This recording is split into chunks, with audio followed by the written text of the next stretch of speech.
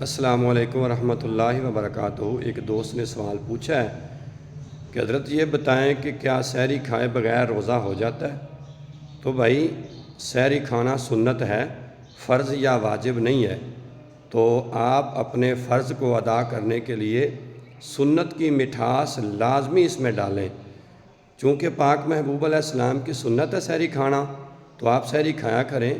اللہ نہ کرے کوئی ایسا وقت آیا کہ آپ کو جاگ نہیں آئی، آپ اٹھ نہیں سکے سحری کے وقت، یا ایسے وقت میں اٹھے ہیں کہ جب سحری کا وقت ختم ہو چکا ہے، تو آپ کے جسم میں اگر طاقت ہے، آپ روزہ نبھا سکتے ہیں، تو آپ روزہ رکھ لیں۔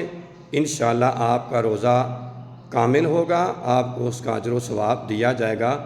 لیکن بعد میں پھر وہی عرض کروں گا کہ سنت کو مت چھوڑا کریں۔